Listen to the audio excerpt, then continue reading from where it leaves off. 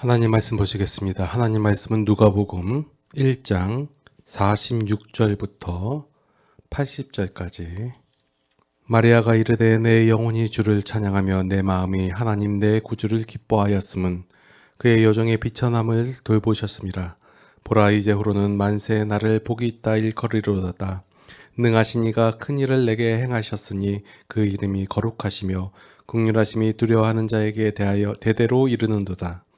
그의 팔로 힘을 보이사 마음의 생각이 교만한 자들을 흩으셨고 권세 있는 자를 그 위에서 내리치셨으며 비천한 자를 높이셨고 줄이는 자를 좋은 것으로 배불리셨으며 부자는 빈손으로 보내셨도다. 그 종 이스라엘을 도우사 긍휼히 여기시고 기억하시되 우리 조상에게 말씀하신 것과 같이 아브라함과 그 자손에게 영원히 하시리로다 하니라. 마리아가 석 달쯤 함께 있다가 집으로 돌아가니라. 엘리사벳이 해산할 기한이 차서 아들을 낳으니 이웃과 친족이 주께서 그를 크게 긍휼히 여기심을 듣고 함께 즐거워하더라. 8일이 되매 아이를 할례하러 와서 그 아버지의 이름을 따라 사가랴라 하고자 하더니 그 어머니가 대답하여 이르되 아니라 요한이라 할 것이라 하매 그들이 이르되 내 친족 중에 이 이름으로 이름한 이가 없다 하고 그의 아버지에게 몸짓하여 무엇으로 이름을 지으려 하는가 물으니 그가 서판을 달라 하여 그 이름을 요한이라 쓰매 다 놀랍게 여기더라. 이에 그 입이 곧 열리고 혀가 풀리며 말을 하여 하나님을 찬송하니 그 근처에 사는 자가 다 두려워하고 이 모든 말이 온 유대 산골에 두루 퍼지매 듣는 사람이 다 이 말을 마음에 두며 이르되 이 아이가 장차 어찌 될까 하니 이는 주의 손이 그와 함께 하심이로라. 그 붙인 사가랴가 성령의 충만함을 받아 예언하여 이르되 찬송하리로다. 주 이스라엘의 하나님이여 그 백성을 돌보사 속량하시며 우리를 위하여 구원의 뿔을 그 종 다윗의 집에 일으켰으니 이것은 주께서 예로부터 거룩한 선지자의 입으로 말씀하신 바와 같이 우리 원수에게서와 우리를 미워하는 모든 자에게 손에서 구원하시는 일이라. 우리 조상을 긍휼히 여기시며 그 거룩한 언약을 기억하셨으니 곧 우리 조상 아브라함에게 하신 맹세라. 우리가 원수의 손에서 건지심을 받고 종신토록 주의 앞에서 성결과 의로 두려움이 없이 섬기게 하리라 하셨도다. 이 아이여, 내가 지극히 높으신 이의 선지자라 일컬음을 받고 주 앞에 앞서가서 그 길을 준비하여 주의 백성에게 그 죄사함으로 말미암는 구원을 알게 하리니 이는 우리 하나님의 긍휼로 인함이라. 이로써 돋는 해가 위로부터 우리에게 임하여 어둠과 죽음의 그늘에 앉은 자에게 비치고 우리 발을 평강의 길로 인도하시리로다 하니라. 아이가 자라며 심령이 강하여지며 이스라엘에게 나타나는 날까지 빈들에 있으니라. 아멘. 자, 오늘 본문 말씀에는 이제 마리아의 찬가, 마리아가 하나님을 찬양하는 내용, 그리고 사가랴가 하나님을 찬양하는 내용이 나옵니다. 자, 지난 말씀까지 살펴봤을 때 사가랴하고 마리아에게는 어느 날 갑자기 주의 천사가 나타나셔서 예언을 합니다. 그럴 때 그 예언을 들은 사가랴나 마리아는 어떠한 부담을 갖거나 아니면 행해야 할 미션이 생긴 것이 아니었습니다. 우리는 흔히 생각하기에 하나님의 사자가 나타났다 하면 내가 목숨을 걸고 아니면 나의 온 힘을 다하여서 어떠한 미션을 수행해야 될 줄 아는데 우리가 본문 속에서 살펴본 사가랴와 마리아에게 나타난 하나님의 천사는 이들에게 어떠한 미션도 주지 않았습니다. 그들에게 그래서 들은 사가랴나 마리아가 그에게 부담이 없었던 이유는 하나님께서 행하실 일을 그들이 들었기 때문입니다. 우리가 믿는 종교라고 할 수 있는 이 기독교는 말씀을 들은 자가 하나님의 말씀대로 행하여 그 하나님의 예언을 그가 이루면 상을 주고 못 이루면 벌을 주는 그러한 개념을 갖고 있지 않습니다. 근데 자꾸 우리 기독교를 그런 줄 알고 있어요. 자, 오늘 본문을 보니까 아들을 낳으면 그것이 사가랴의 그 공로가 되고 낳지 못하면 실패가 되는 건가요? 아들을 낳을 줄 알았더니 그런데 딸이 나왔어요. 그러면 미션 실패인가요? 아닙니다. 만약 하나님의 말씀이 인간이 완수해야 할 그런 미션이라면 하나님의 말씀을 받은 그 사람은 그 말씀을 받는 순간 평생 그것이 부담감과 책임감으로 다가올 거예요. 그래서 그의 삶이 힘들고 어렵고 괴로운 삶을 살아가게 될 것입니다. 만약 사가랴가 하나님의 말씀을, 하나님의 예언을, 그것을 내가 행해야 할 부담감으로, 책임감으로 받아들였다면 그는 그 말씀을 받은 날부터 뭐 해야 돼요? 아들을 낳아야 돼요. 나이가 많아 늙었음에도 불구하고 아들을 낳으래요. 예. 그리고 그 아들을 그냥 아들만 낳으면 되는 게 아니라 하나님 앞에 큰 자가 되게 해야 되고, 또 당시에 성령 충만함에 대한 개념도 없고 의식도 없는데 성령의 충만함을 받게 해야 되고,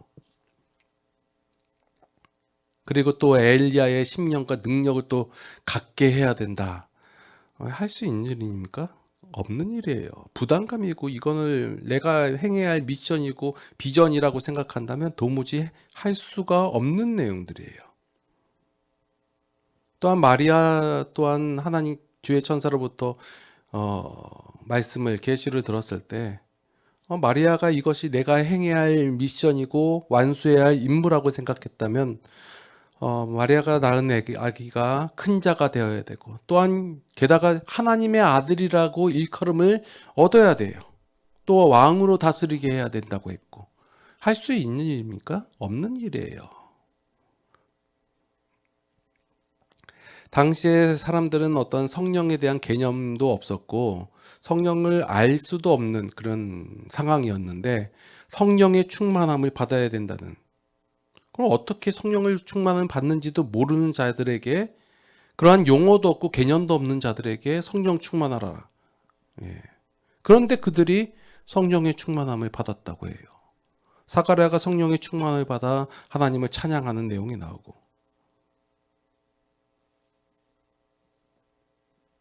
어떻게 그들이 성령의 충만함을 받았나요?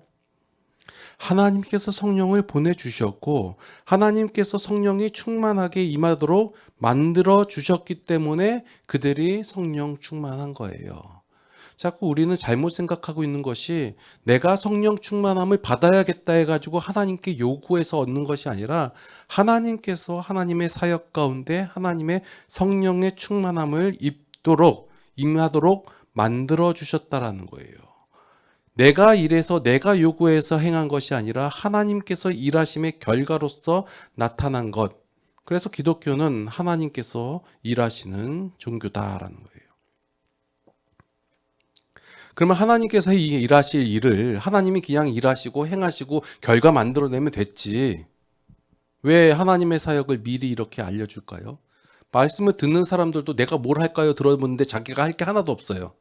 그런데 왜 하나님의 그 주의 천사가 나타나서 또 하나님께서 미리 그들에게 계시로 말씀을 하셨을까요? 왜냐하면 하나님의 사역은 계시 사역이기 때문이에요. 무엇에 대한 계시냐면 하나님에 대한 계시 사역이에요.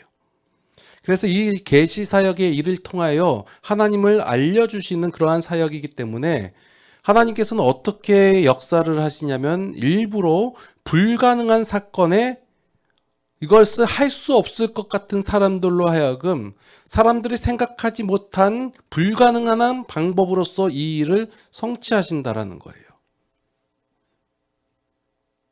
그렇게 해야 하나님께서 하신 말씀이 이루어지는 것이고, 그리고 예언이 성취되는 모든 과정을 보고 사람들이 하나님께서 존재하고 계시는구나, 그리고 하나님의 마음이란 이런 것이고 하나님의 성품이란 이런 것이구나, 하나님의 마음과 원리가 그 개념이 무엇인지를 알게 되는 것이에요.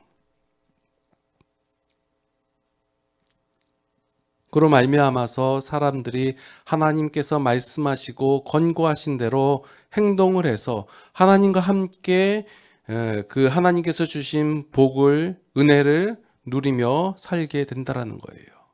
자, 보시면 하나님께서 우리들에게 나타나신 목적이 뭐예요? 벌 내리시고 너 잘하면 상 주고 못하면 벌 내릴 거야. 이게 아니라 하나님께서 하실 일, 하나님께서 어떠한 분이시라는 것을 알려주시기 위한 목적으로 나타나는 거예요. 왜 그것을 알려주냐면 결론적으로 그 계시 사역의 목적이 바로 우리 성도들이기 때문에 성도가 하나님의 복을 알아서 그것을 누리며 살아가는 것이에요. 그래서 하나님의 사역은 절대적으로 성도를 위한 사역이다라는 거예요. 여러분 앞에 하나님께서 나타나시고 하나님께서 말씀하신다. 그것은 여러분들을 위한 것이에요. 사가랴와 마리아 두 사건을 통해서 하나님께서 전달하고자 하는 내용과 일반적으로 사람들이 생각하는 그 생각이 어떻게 다른지를 한번 비교를 해볼게요. 자, 사람들이 생각하기에 사가랴에게 하나님의 말씀이 임했다 했어요. 그러면 사람들이 어떻게 생각하냐면 그럼 사가랴니까 그 말씀을 받을 자격이 있지. 뭐예요? 사가랴는 남자예요. 당시의 유대교 사상 속에선 남자가 우선이에요. 여자는 숫자에 치도 않고 껴주지도 않았어요. 그러니까 남자니까 받을 수 있겠지. 게다가 뭐예요? 사가랴는 하나님의 사역을 하는, 일을 하는 제사장이에요. 게다가 그 말씀을 임재받았을 때의 상황이 언제냐면 제사장 직무를 수행하고 있을 때, 그 지성소 안에 들어갔을 때, 또 백성들이 기도하고 있을 때, 그러니까 하나님의 말씀을 받았구나, 하나님의 은혜를 받았구나. 그래서 사가랴에게 하나님의 말씀이 임한 그 원인이 사가랴가 그 은혜를 받을 만한 충분한 자격과 요건을 갖추고 있기 때문에 하나님의 천사가 나타난 것이 당연한 것이다라고 생각을 한다라는 거예요. 지금 우리의 상황에서도 그래요. 누가 하나님의 은혜를 받았다, 누가 하나님의 계시를 받았다, 하나님의 말씀을 받았다, 다 뭘 얘기해요? 특별한 그 사람의 어떤 상태나 환경이나 상황을 얘기한단 말이에요. 이단들도 그래요. 어떤 교주가 하나님의 말씀을 계시받았다 할 때는 그 교주가 무엇인가 달라야 돼요. 일반적인 사람들이 보기에 이 사람은 그 말씀을 계시를 받을 만한 충분한 자격 요건이 있으니까 받았지라고 생각을 한단 말이에요. 어떤 목사님이 하나님께로부터 계시를 받았다. 목사님이니까 기도 중에 받았다. 40일 금식 기도 중에 받았다. 그렇지 라고 인정하고 들어간단 말이에요. 이러한 사상을 일반적인 사람들의 생각을 깨는 장면이 바로 마리아에게 나타난 장면이에요. 이 두 가지 장면들을 지금 누가복음의 초반에 둠으로써 사람들이 생각하는 하나님에 대해서 이것이 틀리고 하나님이란 이런 분이라는 것을 설명해 내가는 과정 속에서 두 사건을, 대조적인 사건을 보여주는 거예요. 자, 마리아는 누구예요? 여자예요. 사가랴와 완전 반대죠. 여자예요. 그리고 또 뭐예요? 마리아가 백성들을 위해서 헌신을 했다거나 아니면 그의 인격이 어떻게 훌륭하거나 아니면 어떤 행함을 했다더라 이런 내용이 있어요? 없어요. 그냥 여자예요. 그것도 그냥 동네 그냥 왜? 전혀 없어요. 그런데 누구도 이 마리아가 하나님의 은혜를 받을 것이다 라고 기대하거나 예상조차 하지 못했다라는 거예요. 그래서 사람들이 당시에 갖고 있던 그런 은혜에 대한 개념, 지금 우리도 갖고 있는 그 은혜에 대한 개념을 그런 방식을 하나님께서는 마리아에게 은혜를 주심으로 완전히 바꿔버리는 거예요. 그런데 우리가 얼마나 완악하고 얼마나 고집이 세냐면 하나님께서 이렇게 은혜를 주셨음에도 불구하고 그 근거를 우리는 사람에게 찾고자 한다는 거예요. 그래서 마리아가 성스러워야 돼요. 왜냐하면 앞에 사가랴도 그런 직무를 행했고 그런 성스러운 직업을 갖고 있고 그런 일을 행한 가운데서 하나님의 은혜를 받았기 때문에 마리아도 그래야 된다는 거예요. 그래야 마리아로부터 나온 예수님이 성스러운 거예요. 성스러운 예수님께서 나오고 하나님의 아들이 나왔기 때문에 그 아이를 뵌 마리아는 뭐예요? 더 정스러워야 되는 거예요. 그래서 사람들이 그렇게 만들어가는 거예요. 하나님께서 계시한 의도와는 정반대로. 그런데 지금 우리도 그렇게 행하고 있어요. 무엇인가 은혜를 받을 만한 조건을 만들고 환경을 만들고 상황을 만들고 그런 자세가 돼야지만이 하나님께서 우리에게 은혜를 베푸신다라는 그런 일반적인 종교적 생각을 가지고 우리도 신앙생활을 하고 있다는 거예요. 자, 여러분들 신앙에 있어서 중요한 것은 순서예요. 순서. 자, 사가랴가 순종을 하니까 하나님께서 사가랴에게 역사하셨나요? 마리아가 순종을 하니까 마리아에게 역사를 하셨나요? 자, 순종을 하니까 역사가 나왔어요? 아니면 하나님께서 역사를 하시니까 순종이 나왔어요? 역사가 먼저예요. 하나님의 일하심이 먼저예요. 자, 오늘 본문에서 사가랴가 순종을 하는 장면이 나와요. 어떠한 순종이에요? 아들을 낳았는데 그 이름을 요한이라. 사가랴가 받은 내용은 이거 하나예요. 아들의 이름을 요한이라 해라. 예. 먼저 엘리사벳이 먼저 얘기했죠. 요한이라고 이름을 짓는 순종을 하니까 그 요한이 하나님의 일을 하게 된 것이 아니에요. 순종을 했으니까 역사가 일어난 것이 아니라 하나님께서 역사하심으로 말미암아 그 결과를 목도한 자가 누구예요? 사가랴예요. 말씀하신 대로 아이가 생겼고 말씀하신 대로 아들이 태어났어요. 그럼 그 말씀하신 대로 그 아이의 이름이 뭐예요? 요한이에요. 그래서 요한이라고 한 거예요. 하나님의 역사하심이 먼저 있고 그 뒤에 순종이 일어난 거예요. 왜냐하면 하나님께서 역사한 것이 맞기 때문에 그러네 하고 예한 거예요. 그게 순종이에요. 자, 우리가 신앙생활에 있어서 이 신앙에 힘을 빼는 게 중요해요. 내가 목숨을 걸고 최선을 다해서 충성과 순종을 하면 그제서야 하나님께서 역사하시는 것이 아니에요. 하나님께서 먼저 그의 계획하심과 그 일하심을 보여주세요. 그리고 나서 우리가 그 결과를 확인을 해요. 그리고 나서 이 하나님이 믿을만 하구나. 믿음직스럽다. 믿부시다. 그러면 그제서야 순종을 하세요. 하나님을 기쁘시게 하는 삶을 사시지 마시고 하나님께서 여러분들을 기쁘시게 하면 그제서야 여러분들 아멘 하세요. 이게 신앙의 삶이에요. 성도가 기뻐할 수 있도록 하나님께서 은혜를 주셔야 하고 순종할 수 있도록 하나님께서 감동을 주셔야 하고 성도가 찬양할 수 있도록 하나님께서 그 성도에게 유익을 주셔야 한다는 거예요. 인간 때문에 신이 변화받는 것이 아니라 하나님 때문에 우리가 변화받는 것, 그것이 기독교고 하나님의 원리라는 거예요. 그런데 우리가 자꾸 우리의 헌신과 우리의 노력이나 우리의 순종으로 말미암아 하나님께서 역사하신다고 생각을 한다는 거예요. 그러니까 하나님께서 역사하시지 않는 이유는 뭐예요? 너의 충성이 부족하다. 네의 순종이 부족하다. 네가 열심을 안 내어서 그렇다. 내가 헌신하지 않아서 그렇다. 이래 버리는 거예요. 오늘 본문 속에서 나타난 사가랴의 찬양이나 마리아의 찬양, 그 어디에도 자신의 어떤 헌신이나 충성이나 수고가 없습니다. 그러니까 여러분들 괜히 하나님을 위해서 내가 무엇을 하겠습니다 라고 서원하지 마세요. 누가 저기 어떤 그 집회 같은 데 가서 부흥회 같은 데 가서 막 그러면 그 정신줄을 놓으면 안 돼요.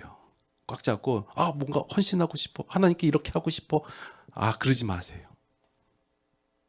집회를 갔다 오고 적어도 한두 달 뒤에 그때도 그 마음이면 하시고 아니다 면 내가 잠깐 헷가닥 했구나라고 생각하고 정신줄 잡으시고 그리고 하나님을 위한 어떤 비전이나 계획이나 꿈이나 이런 거 세우지 마시고 하나님을 위하여 내가 희생하겠고 내 삶의 전부를 바치겠습니다. 이런 각오, 이런 다짐 하지 마세요. 자, 제가 이런 말 하면 여러분들 그럼 뭐 해요? 신앙생활 어떻게 해요? 라고 물어볼 수 있잖아요. 여러분들 할 게 되게 많거든요. 없을 것 같죠. 자, 교회 와서 헌신하지 마십시오. 봉사하지 마십시오. 하나님 위하여 충성하지 마십시오. 순종하지 마십시오. 또 뭐 하지 말라고 하죠? 예배도 그렇게 많이 드리지 마십시오. 또 뭐 있죠? 하여간 그거 하지 말라고 해요. 그러면 뭘 해야 되나요? 여태까지 제가 말씀을 증거하면서 여러분들의 하라고 한 게 한 가지밖에 없을 거예요. 뭐 하라고 했어요? 하나님을 알아야 돼요. 아셔야 돼요. 그분이 무엇을 행하셨고 어떤 마음과 어떤 생각을 가지고 행하셨는지, 그 하나님께서 우리에게 어떠한 복과 어떠한 은혜를 주셨는지 그것을 아시고 나서 그 주어진 삶을 누리셔야 돼요. 항상 기뻐하셔야 되고 범사에 감사하셔야 되고 이렇게 할 일이 많단 말이에요. 자, 여기 뭐 제가 또 기뻐하라고 하고 감사하라고 했으니까 나 어떻게 기뻐해야 돼? 나 감사해야 돼. 이게 아니라 기뻐해지면 기뻐하십시오. 감사한 마음이 나오면 감사하시라는 그 얘기예요. 만약 우리의 삶 속에서 안 기쁘고 안 행복하고 안 즐거우면 어떡하나라고 생각하시죠? 그럼 고민하지 않으셔도 돼요. 왜냐하면 하나님께서 일하셔서 여러분들의 삶을, 여러분들의 생각을, 여러분들의 가치를 변화시켜 주실 것이기 때문에 그래요. 우리의 상황과 우리의 상태를 봤을 때 전혀 안 될 것 같았던 그 사가랴도 결국은 뭐 하게 됐어요? 찬양하게 됐다는 거예요. 찬양을 하면 하나님께서 역사하신 것이 아니라 하나님께서 역사하신 그 결과를 바라보고 하나님의 행하심을 보고 나서 보니 찬양이 나오는 거예요. 예배가 다 그런 거잖아요. 여러분들 삶 속에서 하나님을 인정하지 않고 바라보지 않고 하나님을 깨닫지 않고 하나님의 성품을 알지 못한 상태에서 어떻게 찬양이 나오고 예배가 나와요. 우리가 해야 할 일은 하나님의 나라의 사업을 확장하는 것이 아니라 하나님을 아는 것이에요. 그러면 하나님을 아는 만큼 우리의 삶의 변화가 일어나게 된다는 거예요.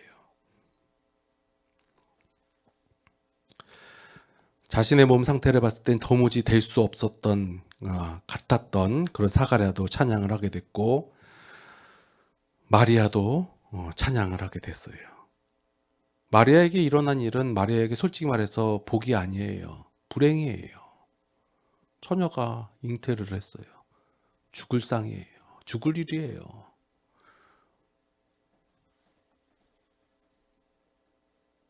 닥쳤던 불행인데 마리아가 찬양을 하게 됐다는 거예요. 무엇이 바뀐 거예요? 그들이 하나님의 일하심을 경험하여 하나님을 알게 된 것이다라는 거예요. 하나님을 알게 되니까 하나님께서 어떤 심정과 어떤 마음으로 하나님의 만족을 위해서 행하는 것이 아니라 바로 하나님께서 사랑하시는 우리를 위하여 이렇게까지 행하시는구나라는 것을 알게 되는 거예요. 그래서 여러분들의 각자의 삶 속에서 각자 다르게 역사하시는 그 하나님을 발견하시어서 그 여러분들의 믿음이 확고하게 되는 것을 경험하셔야 된다는 거예요. 그것이 하나님을 경험하는 삶이에요. 단지 우리의 삶 속에 어떤 기적, 좋아요. 기적도 좋고 우리의 삶이 풍족하게 되는 거, 좋아요. 그러나 그런 것보다 우리가 예측할 수 없는 가운데서 역사하시는 그 하나님을 바라보시고 그 하나님의 심정과 하나님의 원리와 하나님의 가치를 알게 되어서 결국은 우리의 믿음이 확고하게 되어지는 거예요. 내가 믿어야지, 내가 자세를 갖춰야지, 그래서야지만이 하나님께서 역사하시고 행하시는 것이 아니라 하나님의 행하심을 경험하시고 하나님의 말씀을 깨달아 가시면서 우리의 믿음이 확고해지는 것. 그래서 하나님께서 주신 은혜를 바로 알아서 그것을 풍성히 누리면서 살고 그 기쁨 가운데서 하나님을 찬양하시는 성도들이 되시기를 바랍니다. 그러면 그걸로 된 거예요. 기도하시겠습니다. 하나님의 은혜에, 하나님의 사랑에 감사를 드립니다. 우리의 완악함과 우리의 무지함에도 불구하고 변함없이 우리를 사랑하여 주시고 은혜를 내려주시는 그 하나님의 사랑하심에 하나님의 은혜에 감사를 드립니다. 하나님 우리에게 힘과 능력과 지혜를 더하여 주시옵소서. 하나님을 알아가게 하여 주시옵고 우리 가운데 하나님의 심령과 하나님의 원리가 가득하게 하여 주시옵소서. 우리가 하나님으로 말미암아 기뻐하는 그런 삶을 살아갈 수 있도록 인도하여 주시옵소서. 이제는 우리 주 예수 그리스도의 무한하신 은혜와 하나님 아버지의 극진하신 사랑하심과 성령님의 감화 감동 교통 인도 보호 역사하심이 이제 하나님을 알아 삶 속에서 그 하나님을 아멘으로 고백하기를 원하는 모든 성도들 머리 위에 이제로부터 영원토록 함께 하시옵기를 간절히 축원하옵나이다. 아멘.